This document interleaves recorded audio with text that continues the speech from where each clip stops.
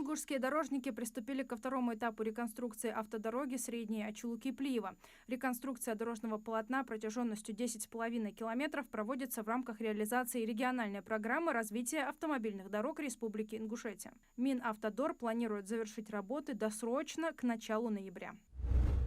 Минпромторг сформировал структуру нового нацпроекта «Международная кооперация и экспорт». Он будет состоять из 3 действующих федеральных проектов – промышленный экспорт, экспорт продукции АПК, системные меры развития и одного нового – создания зарубежной инфраструктуры. Верхнеуровневой целью нацпроекта станет повышение доли несырьевого, неэнергетического экспорта как минимум на 2/3 к 2030 году и увеличение экспорта агропромышленного комплекса в 1,5 раза.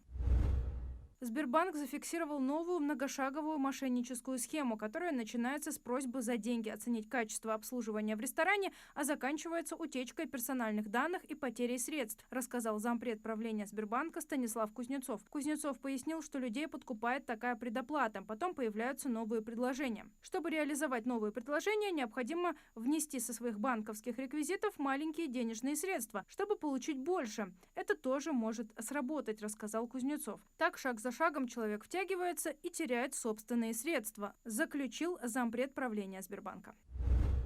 Государственный контроль за бизнесом необходим для безопасности граждан. Одно, он не должен быть самоцелью. Такое заявление на Восточном экономическом форуме сделал президент России Владимир Путин. Цель – это развитие, ничего не должно мешать этому развитию. Но контроль, безусловно, нужен. Чтобы обеспечить безопасность граждан, нужно совершенствовать его механизм, отметил глава государства. Также Владимир Путин пообещал, что обсудит сокращение излишних проверок с Генеральной прокуратурой России.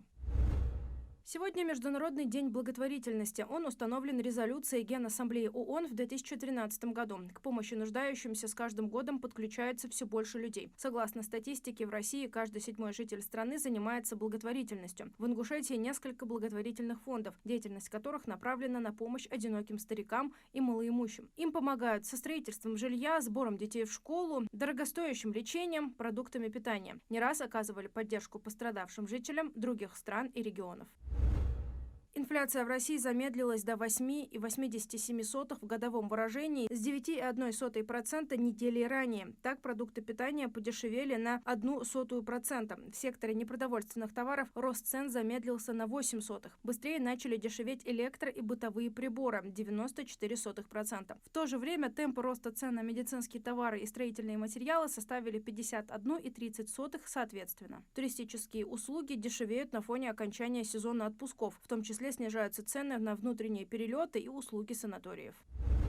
Минэкономразвития анонсировала эксперимент по внедрению публичной оценки бизнеса, в том числе ресторанов, кафе и торговых центров. Сейчас посетители могут ориентироваться по отзывам других людей на популярных коммерческих платформах, а новый рейтинг будет основан на результатах специальных контрольных мероприятий. Эксперимент начнется в 2025 году. Внедрение такой системы оценок в России предусмотрено концепцией совершенствования контрольной деятельности, которая была утверждена правительством в декабре прошлого года.